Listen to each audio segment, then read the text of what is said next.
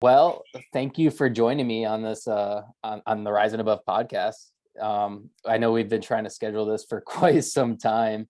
I think ever since Thanksgiving weekend. Oh my gosh, it's been that long. It has, yeah. Sorry. No, you're fine. I understand things happen, and I've been busy. I'm sure you've been busy. So, what's life look like for you? Um, I'm very active in the Vancouver downtown east side community. So it's been just helping the people, and I'm also an artist. So screen printing shirts, and I have my own business, and I work a lot with policing centers. Well, I actually work for one. So still learning that job, and wrapping my head around everything. It's always growth with them. So It sounds like you're pretty busy. You help out in your community. What kind of things do you do in your community? well, we do a lot of resources, and when I have the chances to do give backs, I do them. I do them because I know that it's really important to people who are struggling to know that there's people out there that care. So, and for me, um, like I help in like one of the SROs down here, and that's a single room occupant place. And it's they're kind of run down, and there's a lot of stuff that happens in there. But there's one that I've been helping out for the last 5-6 years, and it's always, they're so grateful when you help them. And yeah, I Yeah, don't know, that's what I've been focused on right now, is making sure that they're taken care of. okay. That's got to be a rewarding feeling, I'm sure, when you're able to help somebody out who's in need. Yeah, well, it's rewarding when you see it actually helps. When you're not just doing like a give back and you don't see the reward of it actually, you just see them take it and go. It's rewarding when you actually see it benefits them. So I think that's the best thing about working with people down here in the downtown east side of Vancouver, because we have a high population of homeless, mental health, addiction. Like this is the worst blocks in Canada. Wow. So it's pretty, and at times it's brutal down here. There's a lot of gang violence and drug violence, and just bad stuff that happens. But yeah, I lost where I was going there. That's okay. Um, so when you say that there's a lot of homeless and there's a lot of gang violence and there's a lot of drugs and stuff, what does that look like? Like when you're walking down the street, do you just openly see it? Yeah. Vancouver is not like the rest of Canada. Like in Edmonton, so let's say where I grew up, if you got caught with drugs, you're instantly going to jail. Like that's that, they don't give a shit. Even I'm pretty sure even if you got caught with a pipe, like you're going in. Wow. So and Saskatchewan's pretty heavy like that too. Ontario's a little bit leaner, but here it's like you can openly use drugs, run into the middle of the street screaming, like it's Wow. just, if you walked the 10 blocks of Hastings, your mind would be blown. Like it's never a dull moment, it's and it's sad though, because it's all of these people. Like somebody had said to me before, this is the place of child welfare's lost kids. Like the system failed all of these foster home children. And when they told me that, I was like, holy shit, that's true. I bet the majority of people out here were in care, and the system failed them. I mean, I was PGO until I was 18. So that was, the government was my guardian until I was 18. And I was still running in gangs at 13 on the streets, homeless, like, running from the government, running from the police, everything. So you say PGO, is that what you said? PGO?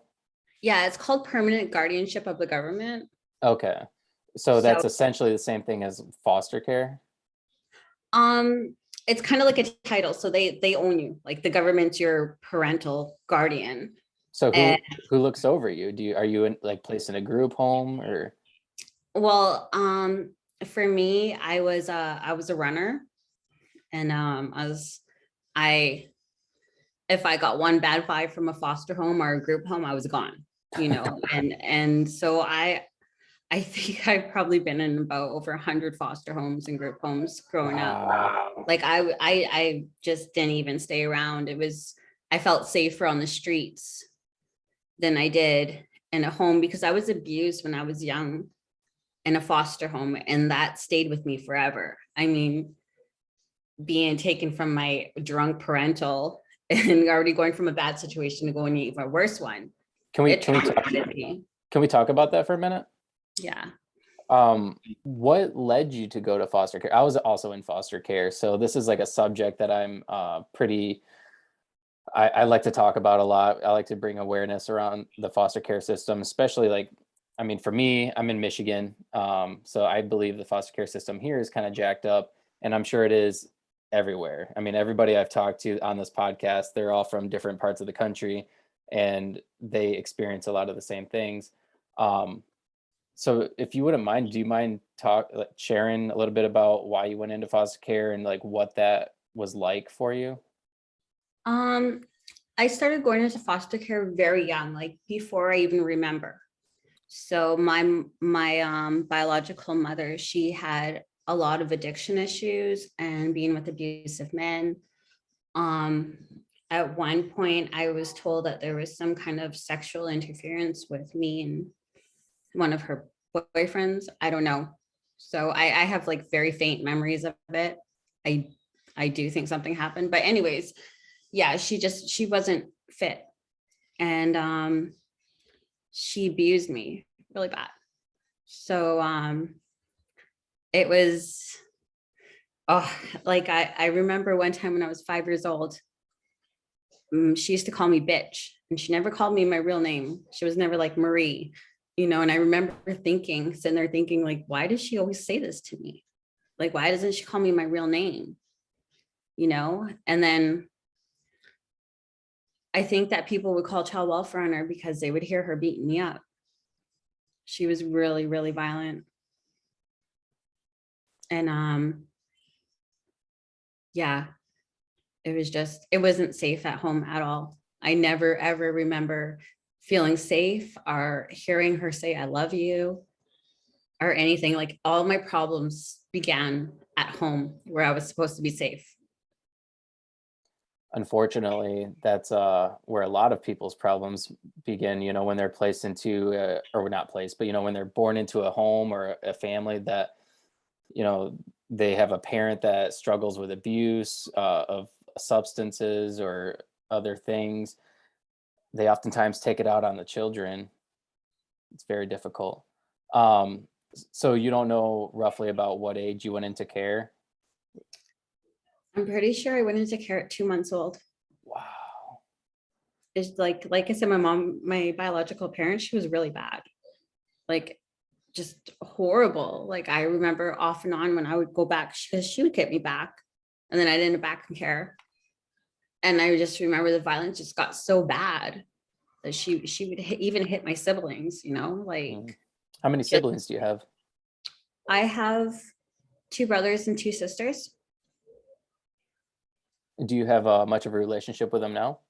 Yeah, well, one of my brothers, we don't. He got taken away from my mom when he was just a baby, um, because the way she was.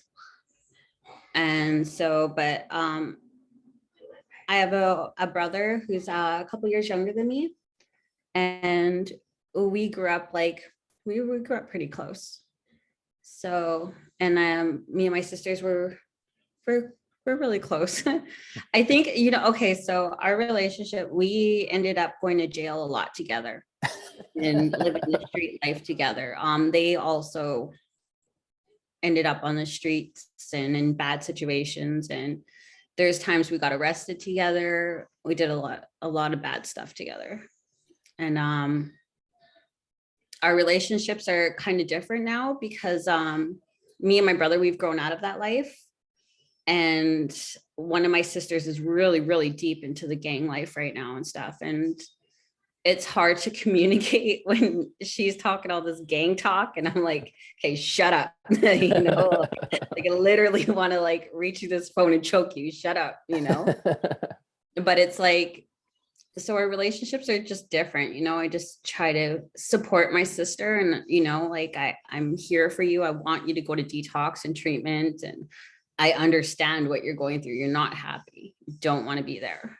And that's all we can do right now. My brother's been clean off of drugs and out of the penitentiary for about 4 years now. Wow. So yeah. When you say that you felt more comfortable on the streets than in homes, what do you mean by that? Or are these homes like not very caring or loving or accepting? What was that like? I felt like in foster care, I was always treated like the dirty Indian. Mm. I feel like we I should probably tell people you're was- Aboriginal, right? Yeah. Okay. So I always felt like I was treated really bad and really less. You know, I remember getting smacked by a foster mom. You know, I remember like there's just so many things. I got spanked by a foster dad. Like, you know, it was just so much all the time. And it was just like fuck, if I'm gonna get hit, then I might as well go to the streets and, you know, fucking deal with it there, you know. But on the streets, it was different because I had when I was very young, I had met this woman and she was like a crew boss, like a gang leader on the girls' side. So I don't know who led me our paths to each other, but she saved me a lot, like, you know, and I earned some respect and everything I did based on following her. So when you left these foster homes and you went onto the streets, this lady, she kind of took you in and gave you a place to stay and fed you and all that stuff. Yeah, everything. Would you have to do anything in return?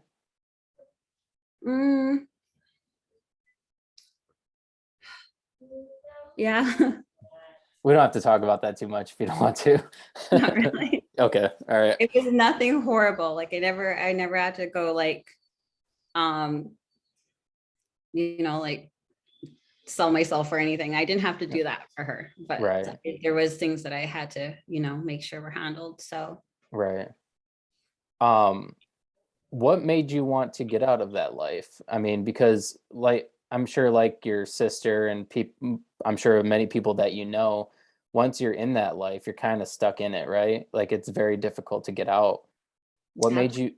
you what made you want to get out of that and how did you get out of that? So I was getting pretty deep into the life and my daughter's dad, he's seen that, you know, I was getting pretty deep and he decided to take me to his reserve. And I didn't want to go. I didn't want to leave Edmonton, but I was so like in love. So I went with him and he stole the truck. I was just a passenger, but because I have other like robberies and stuff like that on my record and stolen cars and stuff like that. I when we got arrested, I got the heavy sentence and I found out I was pregnant in jail. Mm, And it was it changed me. It scared me, you know. It was like I had this like child growing inside of me and I loved it, but I didn't know how to love because my heart was so cold and angry from the streets. And I knew, I don't know, it was just something inside of me just knew that this was it. Like, do I want to be in jail the rest of my life and homeless or running the streets and doing like, my street life, I wasn't a nice person.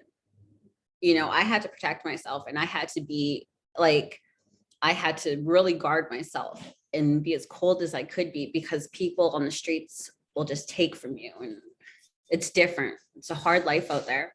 Well, And I'm sure you kind of have to put up a barrier too when you're being thrown from home to home to home, and you don't really want to be open and like, can't. yeah, you can, because I mean, you're so used to people just kind of throwing you away. Mm-hmm. So I just had this feeling in my heart that if I wanted to be a mother and love this child, I had to teach myself how to love again. And it was scary. I got out of jail. I got out on parole. How long were you in jail? I got out a week before I had her on parole. So I was doing parole in the community. Like I was still serving my sentence, but somebody was like, I didn't think I was going to get parole. I was ready to sign the papers because I was about to have a baby in jail. Sign her over to child welfare because I had no choice. They didn't give me a choice. But I got parole, so I was allowed to have her. And I had to see my parole officer. Oh my God, he was horrible.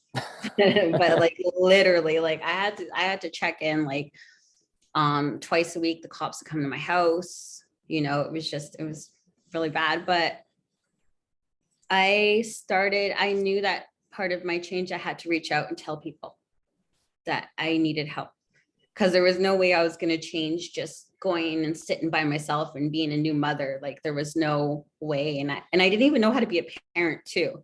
Like I never grew up with a good parent, and the foster homes did not teach me basic anything, they would just tell me, but they would never sit down and teach me, like the basic, how to brush teeth, how to comb your hair, like stuff like that, stuff you need to know. So it was like, I was like, I need to learn this stuff. I need to become a parent. So I put myself in a parenting group and I got a counselor. And even though I hated the shit out of this lady, I knew that I had to talk to her and I had to take her ideas and listen. And the hardest thing I had with counseling is, but it worked. I swear to God, it changed my life. It really worked.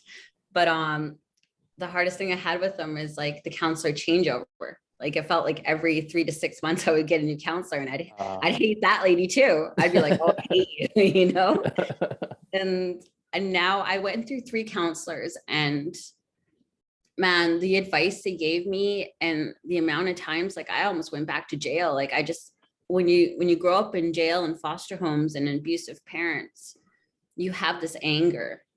And like even sometimes I have to tell myself, like, settle down, it's okay, just breathe, Right. because I have an aggressive personality, and that's part of protecting myself. Is I had to fight in foster homes, I had to fight in the streets, I definitely had to fight in jail. It was just what comes with the territory. And yeah, I think that's what a lot of people don't realize is like when you're in foster care, you are kind of put on the defensive with anything. And it's not just foster care. I mean, you were obviously living this like crazy life. I mean, you were on the streets fending for yourself at 13 years old. Like that's crazy. yeah, well, I was talking to a friend down here, and the first streets that I ever hit was down here on Hastings. So I didn't start off in Edmonton streets or in Edmonton gangs. I started off on the worst streets in Canada. When you say worst streets, can you paint a picture of, because I wish I could. I think the closest I could get is like LA, like the hood, like, it's like literally such a small amount of blocks where there's like 100 people doing dope and strung out. And if there's bad dope in the city, those blocks are dangerous. It's bad, because people aren't aware of what they're doing. Right. They're just in a psychosis. And there's really no enforcement on any of that stuff.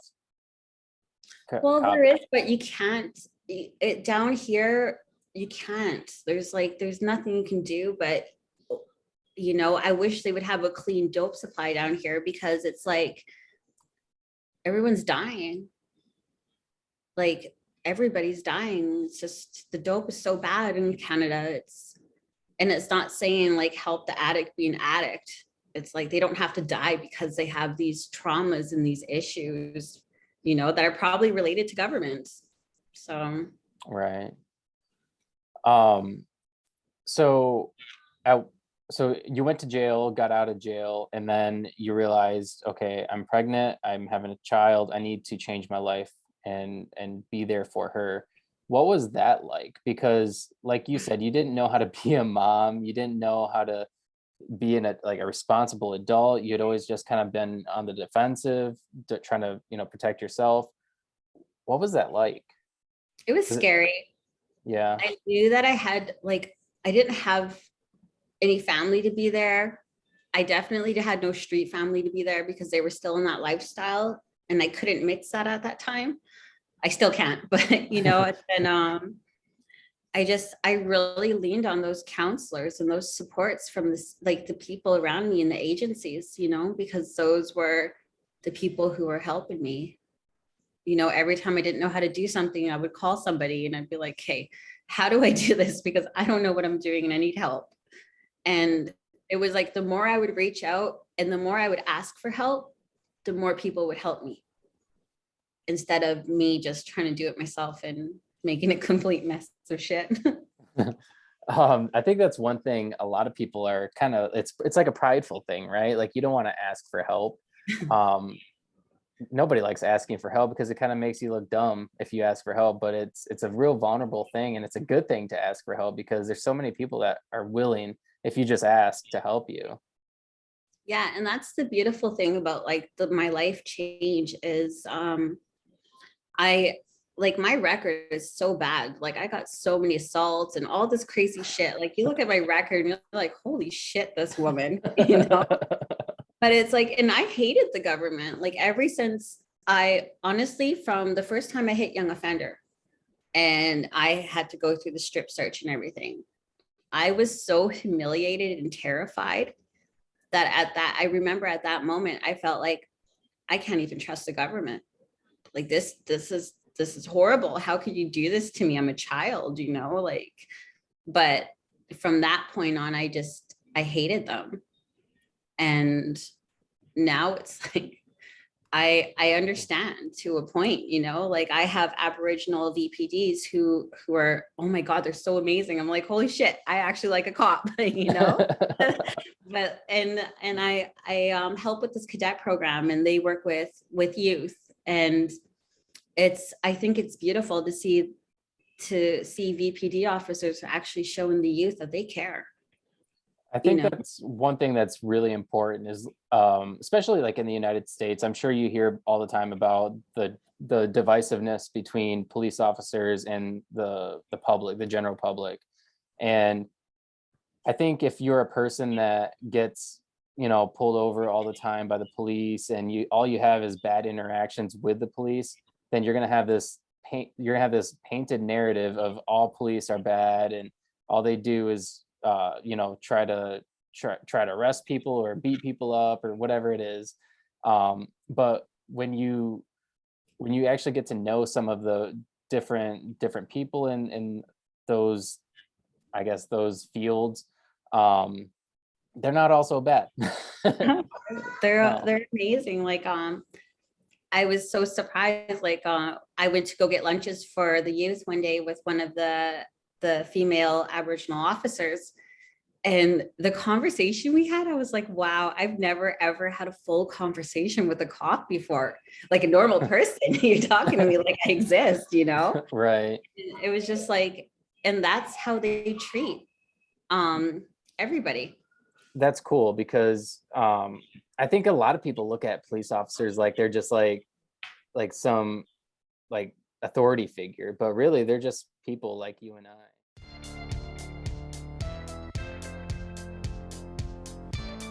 This episode is brought to you by Red Bike Delivery. This delivery service operates only using battery-powered, eco-friendly transportation. Red Bike Delivery is there for all your delivery needs, whether it's dinner for the family, flowers for your partner, or new houseplants for your new collection. Red Bike Delivery will gladly deliver those and everything in between. So what are you waiting for? Check out Red Bike Delivery on Facebook or Instagram for more information. Red Bike Delivery, because there's only one Earth. So when you got out of the street life, what was life like after that? I mean, you obviously were a new mother, just figuring things out and kind of gathering yourself and figuring out who you are as a person. Yeah, I turned into a housewife. I actually had met somebody else, and from my from my first daughter's dad. He had passed away, so I should say late dad. So I had met somebody else, and we ended up I got pregnant right away, and he worked full time, and he was a young Aboriginal man, and we fell in love, and we were together for quite some time. And during that period, he used to drink a lot, and I just didn't like it. So I would just watch him all the time, and it just wasn't good for us. And we went through some things. But he helped me a lot. Like he was such a good person. It was such an inspiration being with him, because he actually showed me what it was like and taught me how to be a parent too, because he was a single dad when I met him. And we worked together, and our relationship wasn't the greatest, but I owe a lot of credit to him, because I needed that time to settle down and understand what it was like to just be human, right? And to have somebody love me. I never had anybody love me the way he loved me. And he passed away too. So it's emotional talking about him, but yeah, he was a great man. I'm sorry to hear that. Is it difficult to have relationships after you had to put up this wall of protecting yourself? Is it difficult to kind of let people in and be vulnerable? It still is. It still is, yeah. Yeah, sure. It's like even in friendships, like if I tell you something personal or something that's like, I open up to you on a different level, and not just like, communicate to you as I know you, and I feel any sort of betrayal or anything, like I close up again. And I kind of like, I'll let you know that you made me feel this certain way. And I think that sucks, because when I'm hurt, I'm brutally honest. And sadly, it goes back to that foster care and street life. Like I'm kind of aggressive, getting that point across to you that you hurt me, like I'm not going to physically attack you, but I'm going to tell you hurt me, Right. And I'm trying to learn how to control that and just be like, whatever. But it's like, you still have to work on those things, like, because I feel like foster homes and institutions, they institutionalize you. Like being in a foster home, it's not like a home. It's like, it's like run, like they're programmed to run you, just like a guard's programmed to run you in jail. You have these things that you have to do the way that they want it. You don't really have choices. So yeah, it's not really like a family structure, right? Like it's not like you go in this home and you're accepted like you're one of them. You're essentially put in that home and expected to just fit in the way they want you to. mm-hmm. And if you don't, then you're an outsider. And I think I never fit in. What's that? I never fit in. Like, even like I swear in business, sometimes I'm like, what am I doing here? I don't think they understand what I'm doing, So it's like I have that kind of underdog personality. So that's a good personality to have, though, because when you rise above it and you plug on for the podcast, I guess, when you overcome and you're able to get a position that's really high up there or whatever, people are like, wow, I'm impressed. Like, that's awesome. that's the goal. Yeah. Yeah, I mean, right I like now, I always like being the underdog. I feel for the underdog. Like I'm still like that right now in business. Like I'm a lot more established and more educated and smarter now than I was when I first got out of jail. Like completely. My life is completely different. Like I'm a business owner now, I'm into fashion. Um, and I know some really great people, but it's like I'm still learning and I still feel that. Like even like I remember one time I really doubted myself, and my one of my friends was like, "Can you just shut up, Marie? Like you have your foot in the door. People know you. You're a designer. Just get that." And I'm like, okay, okay. But you always like you always have that little doubt, like, oh, Yeah, is this the way they like it? But it's right. Yeah, you're kind of your worst critic. yeah, oh yeah. Which is good. It's good to be critical of yourself as long as you're not too critical to the point where you're stunting your ability to grow. How did you, let's talk about your business and how you got involved with designing and kind of where your life has gone since all of that. Um, when did you start your business? I started it in 2000. Oh, okay. So it's been going quite a Oh while. no, wait, not 2000. Oh, that's wrong. 2021. Ah, okay. Okay. So you started it during the pandemic. Oh yeah. Yeah. Yeah, how was that? Um, okay, so what had happened is the pandemic had hit and I was in college. I was actually going for my bachelor in social work because I was like, you know what, screw child welfare. I'm going to change this. Oh, I think you froze. Okay. Can you hear me? Yeah, sorry about that. No, that's okay. No problem. I thought maybe my Okay, good. internet died or something. No, it's uh, I'm really bad at charging things. That's funny. Yeah, I've had that happen before with my computer. Forget to plug it in or something and just dies. Um, so where were we? We were talking about your business and starting it during during in 2021 during the Yeah. pandemic. So I was going to school for my bachelor in social work because I wanted to change the system and, you know, change how foster homes and all that stuff was run. When I was going to college, it was so horrible. Like it was the fact that they were putting Indigenous people into the social work system was good, but what the government was giving them to teach us with was horrible. It was racist. It was so bad. Like I couldn't even believe I was listening to this stuff. How was it? How was it racist, or what was so Well, bad they about it? say that low income, single mothers, single parents, and Indigenous people are bound to fail, and our children are bound to fail too. Like it's written in a textbook. Like it was so just the things I was listening to were just so bad, And when I went into my second year of college, um, I I started getting into fashion in my first year of college. So I did it as my practicum because they shut down everything and I needed to figure out like how am I going to get my practicum done because I'm about to fail if I don't. And it was when the masks first came out. And I remember sitting there and I was looking at this mask and somebody had sewed a mask and I'm like, that's pretty easy to do. Like I could do that. I did that shit in jail. Like,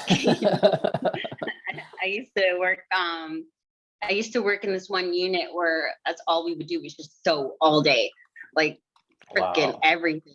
Socks, panties, everything. Were you guys selling them, or like what was it, like a job We you were had to do? sewing them for all the jails in Canada. Wow.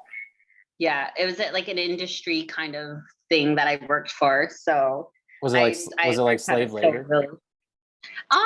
Well, it was fun. It was getting you Oh, out of your jail cell and off the unit. So it was pretty good. We had a good team leader. I didn't think okay. it was. I mean, I could sew some shit pretty fast now. So Yeah, it probably came in handy, I'm sure, especially as a mom. I don't sew anything for my children. Not yet. I'm just starting to get back into like the whole sewing, but I did the masks. I sewed like 500 or 600 masks, face masks, and we printed on them and designed them. And then I had this fashion company here in Vancouver in East Van. The guy was like, he's like, oh my God, you're going to be something good. Like, I just see this. You're going to be big in life, you know? He's like, I want you to come work for me. I was like, all right, you know, fashion, sure, might as well, you know? And right before I started working for him, I had to make a choice, and it was either pursue my bachelor in social work and feel like I wasn't going to be able to help the people, and I wasn't going to conquer anything that I was supposed to do in life, because I feel like my heart and my soul is a helper. Like, I have to help people. And in order to do that, yeah, going to school, I wasn't going to be able to do that. I felt like I was about to become part of the problem. And it really bothered me. So I made the choice to walk away from college and pursue fashion. And I wanted to help people while I was doing fashion. And yeah, so I went to work for this fashion company for 2.5 weeks. And in that 2.5 weeks, I realized that I didn't want to work. I didn't want to work for this person. He was a great mentor. Like, I'm not dissing him in any way. You know, we didn't end great, but it made me realize that I need to be independent in my own business. Like, I need that space, and I can't have somebody control me or mediate what I'm doing in fashion. And yeah, I'm never going to work for the man again. So at that point, did you decide, well, I'm just going to do this myself, and you started your own business? Yeah, that's pretty much how it went. It was kind of like, it was kind of like, yeah, it was like, it was kind of like somebody being like, fuck you. And then me being like, yeah, oh, fuck you too. Watch this. You know, you just started something. So That yeah, that's pretty much how it went. And on that, starting my own business and stuff, and I was pushing designs. Like, I would literally like just, you know, I was really, really trying. I was putting my shit in stores. Stores on Hastings and Main Street, they have like my masks, and they're putting my shirts in and stuff. Like, you know, they see it, you know. And what kind of stuff do you design? I mean, obviously you said masks and shirts and stuff, but what inspires you? mm, so just because I'm Aboriginal, a lot of people think I would have like Indigenous designs, and I do, because one design went viral that's Indigenous, and I do respect Indigenous art, but I feel like where my heart's at in fashion is more like kind of gang shit. I don't know, like bandanas and, like, you know, some hard street stuff. Like, it just feels good to me to like throw on a ski mask that's covered with crystals. I don't know. Oh, So it's just I feel like my taste is more street than it is, say, professional, I guess. I don't know. I mean, why does it need to be professional, right? And that's true. Like, I fought with that a lot, because people say, you know, you have a reputation to uphold and stuff, and it's like, I do, I understand that, and I do that by not engaging in my old life. You Right. know, but as for fashion, like, I I don't know. I see life, I see fashion different, you know. Yeah, I mean, it's a form of art. I had one artist tell me, I was like, we were looking at a bandana, and I was like, I want to change that because it's like different. And he's like, and I'm like, but can I? You know, and he's like, why couldn't you? You as an artist, you get to make it how you like it, because it's Right. your art. It belongs to you. And I Right. remember sitting there thinking that, and I was like, wow, you know, like, I'm really gonna do this bandana thing now, you know. But it's just little things that people say to me sometimes inspire me. Well, and that's the thing about art too, is like, you know, people can choose to not like it. They can choose to not buy your things, but the people who do buy it, they like it. Yeah. Somebody likes it, right? I mean, obviously you're making these things and people are buying them. hmm Well, I remember one time I had this lady kind of she came and she looked at one of my shirts and she was like, she just gave me this feeling that she really didn't like it. And I that night I went home and I was like, I should take that shirt out of my store. Oh, Like I can't believe it. Like she really doesn't like it. And maybe it doesn't look good. And literally I woke up like the next morning when I woke up and I checked my store, somebody had bought it. I was just wow. like, wow, like That's funny. So yeah. do you have like an online store or do you have like a storefront? Yeah, I have an online store and it's Okay. www.prettyeastvandesigns.ca.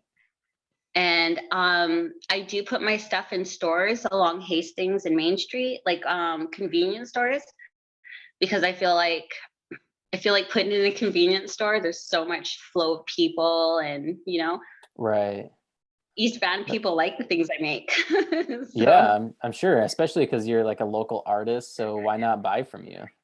yeah. Well, I have customers like all over the states too, and Oh, I got cool. some reps out in Las Vegas, and like a lot of people have just showed me a lot of love, and it keeps me going in the fashion industry because even though like I feel like I'm learning the business by myself and stuff, like I have people guiding me and mentoring me and stuff, but it's me just learning it. Like I don't have say a partner to share that with and be like and grow from each other. Like I'm growing by myself here. Right. Um So you it's got involved into police work as well. You have a business Yeah.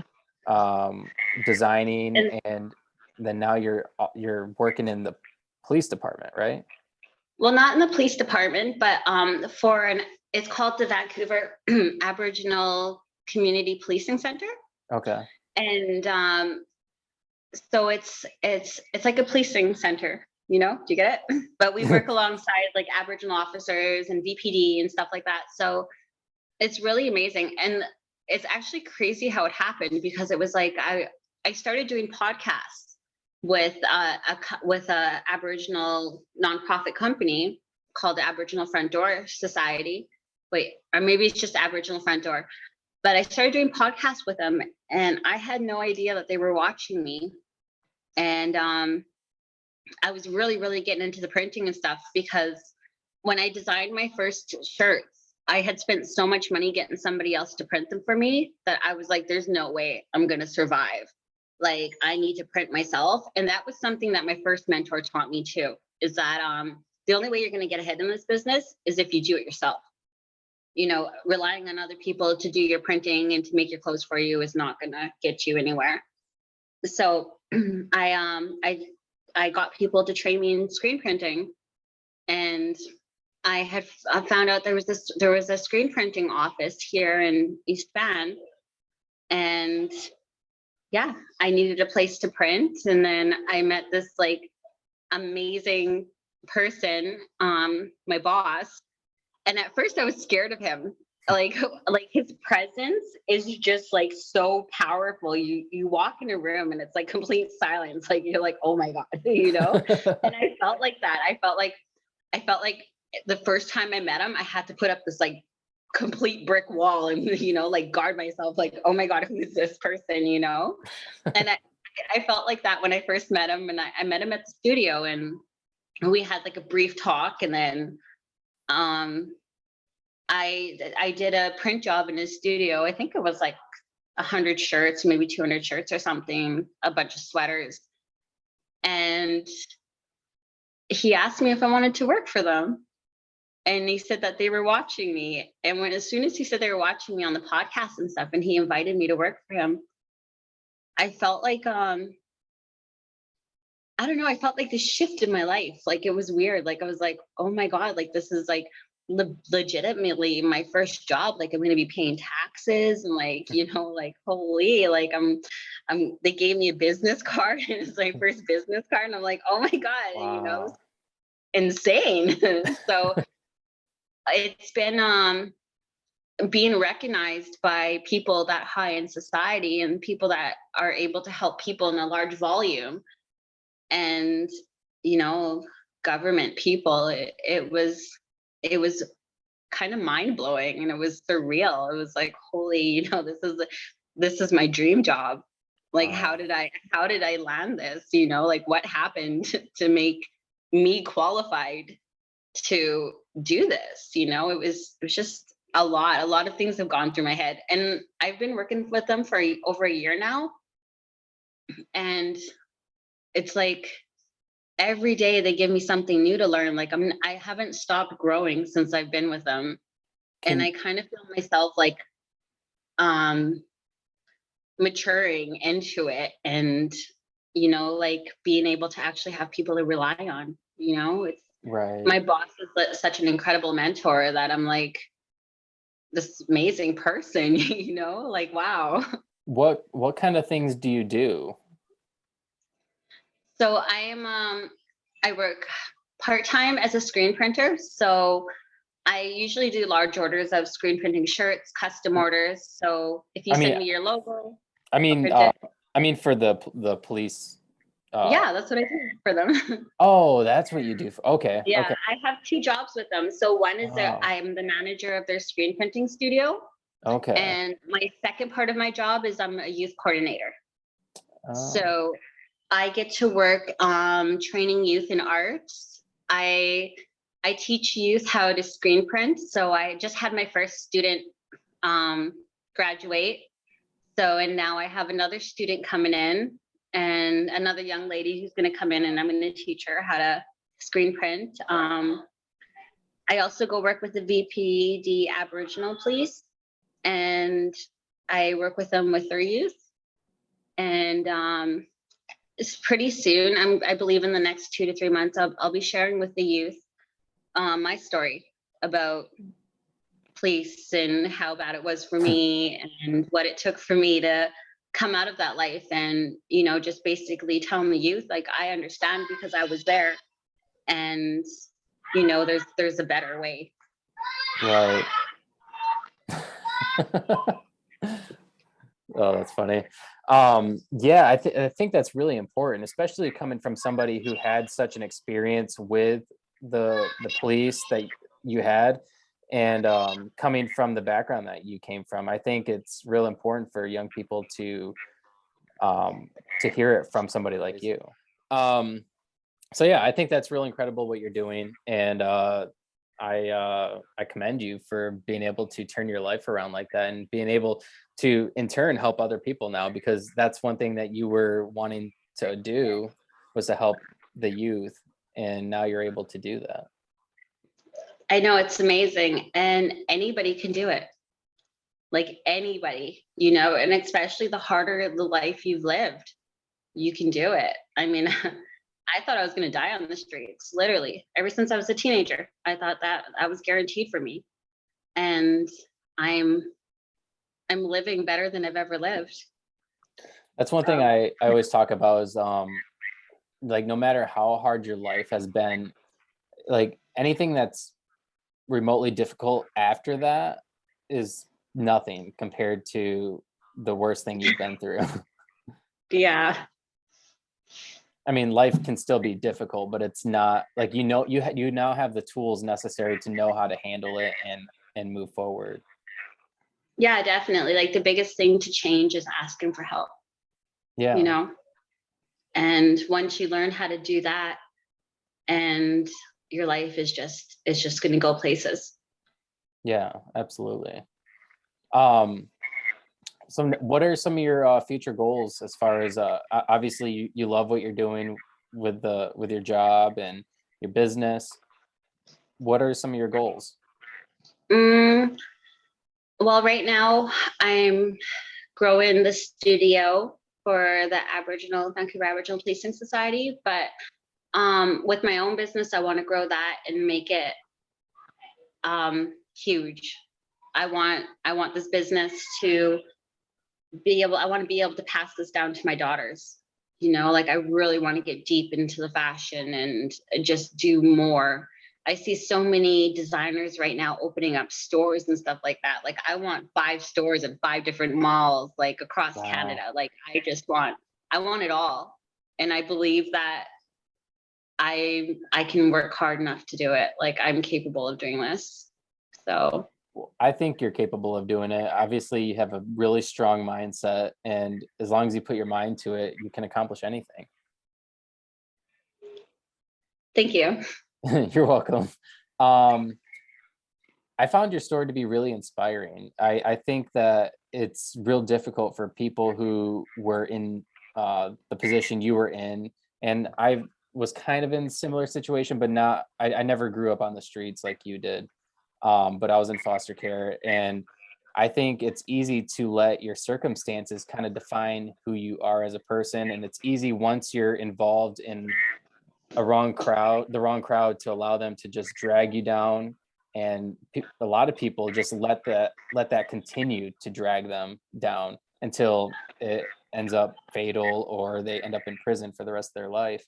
And I think it's remarkable that you were able to turn your life around and not only like better your life, but you're living a great life. I mean, you have kids who are fighting in the background. You work for you have your business, you've gone to college. I mean, you're a success. Thank you. You're welcome. It wasn't easy, but like I said, I want the youth to know that they can do it. I want people who are addicts and struggling on the streets with homelessness know that they can do it. You just ask for help, and one of the saddest things that I think about life and us kids going into care is most of the damage happens from our homes, from the places that we're supposed to be safe. And I just hope that any child who's going through that can reach out and ask for help, because somebody will listen, and it's not right for any child to be abused the way I was. So Absolutely. Well, it's been a pleasure talking to you. I know you got to get going because your kids are scrapping it out. So I understand that. one's sick, so What's that? I said one's sick and she's trying to fight off her sister. So Poor kid. Yeah, I completely get that. My son is always beating up my daughter, and my daughter's older. You would think she could hold her own, but um, yeah. So I guess real quick before we wrap this up, do you have any words of inspiration that you would like to project onto the podcast for the listeners? Oh, I used to have a good one. I said a lot, but I can't think of it right now. I don't know. Just do it. Just like one thing that I remember going through college, and when I opened up about being a street kid and gangs and stuff, I did have some people not want to be my friends after that. And it was hard on me. It was hard to be judged by people who I thought were my friends and my peers. But at the end of the day, I just kept reminding myself that this isn't going to matter in a year from now. Like in a year from now, I'm not going to be sitting in this classroom. And, I want anyone who's going through any struggles right now to know that you could change those problems, like in a year from now, life could be so much better. And look at my life a year later. Yeah, and I think if anybody who you're friends with that they get angry when you want to change your life, they're not your true friends anyways. They're only there momentarily and then they're gone. I think that's really good advice. So real quick, you want to plug your website, your social media, that way people can find you, and then we'll wrap this up. Yeah. So on Facebook and Instagram, it's Prettyeastvan, and on the store is www.prettyeastvandesigns.ca. And if you're really brave, come on over to TikTok and find me at Prettyeastvan. You're on TikTok?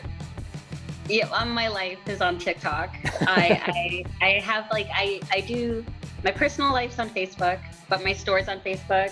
Instagram's just Instagram, and TikTok, it gets real. Okay. All right. Well, I'll be sure to follow you on all those, and then I will also put those in the show notes. Okay. Thank you. Thank you. It's been a pleasure. Yes. Bye. All right. Bye.